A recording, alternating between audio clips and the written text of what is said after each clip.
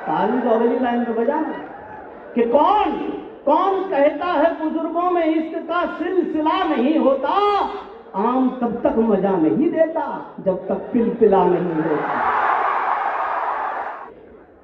मैं दो व्यक्तित्व मेरे सामने हैं। मेरी बाईं तरफ हैं प्रोफेसर राम गोपाल यादव, मेरे दाहिनी ओर हैं आदरणीय शिवपाल यादव। मैं 4 लाइन उनके सम्मान के लिए रखता हूं। कितनी सटीक लाइनें हैं आप बताइए। कि समंदर काटकर रास्ता बनाने वाले हो तुम। समंदर काटकर, लोग पहाड़ काटते होंगे, इन्होंने समंदर काटे। कि समंदर काटकर रास्ता बनाने वाले हो तुम, गैरों से भी प्रेम का वास्ता बनाने वाले हो तुम। बड़े ही भावों से तुमने ही उसे संवारा है। इस लाइन में नाम नहीं आएगा उस शख्सियत का, लेकिन मेरा भरोसा है ये पंडाल पहचान जाएगा मैं किसके बारे में कह रहा हूं, और आपकी तालियां बता देंगी। कि समंदर काटकर रास्ता बनाने वाले हो तुम, गैरों से भी प्रेम का वास्ता बनाने वाले हो तुम। बड़े ही भावों से तुमने ही उसे संवारा है। नेताजी का वो प्यारा तुम दोनों का भी प्यारा है। नेताजी का वो प्यारा तुम दोनों का भी प्यारा है।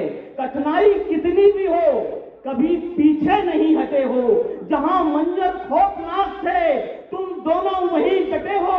करूं तारीफ कितनी, इनके लिए एक शब्द प्रोफेसर राम गोपाल के लिए आपकी तालियां बताइए कितना सटीक बोल पाया हूं मैं।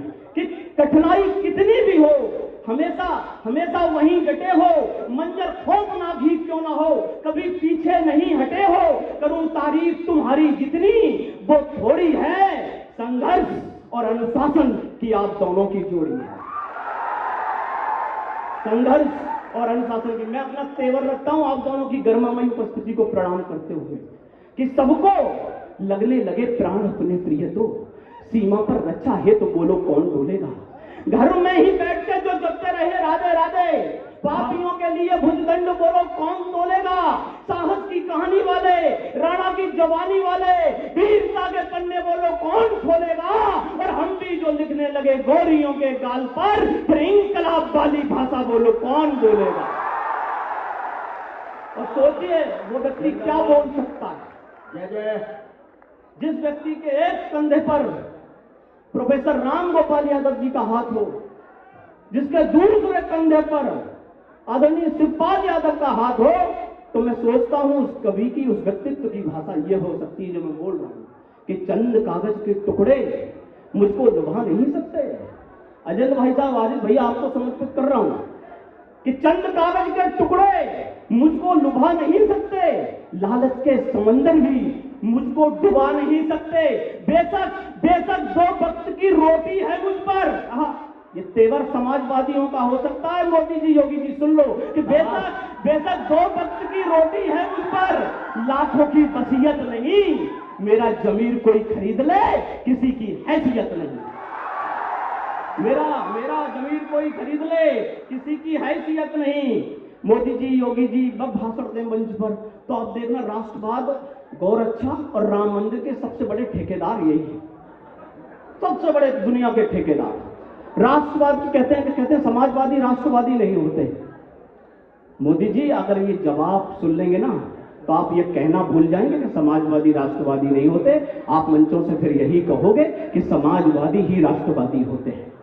सुनना 4 लाइनें कि राष्ट्रवाद नहीं होता हिंदू को मुसलमान से लड़वा देना।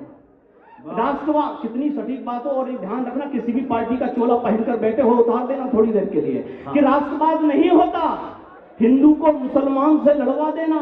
राष्ट्रवाद नहीं होता अमन में दंगे करवा देना। फिजाओं में जहर घोलना भी राष्ट्रवाद नहीं है। कट्टरपंथी भाषा बोलना भी राष्ट्रवाद नहीं है।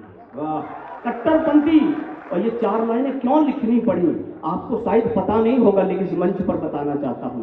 पूरी दुनिया का इतिहास उठाकर पढ़ लो, अपने भारत का तो पढ़ ही लेना। आज तक कोई भी रक्षा मंत्री चीन के ग्लेशियर पर ऊपर तक नहीं गया।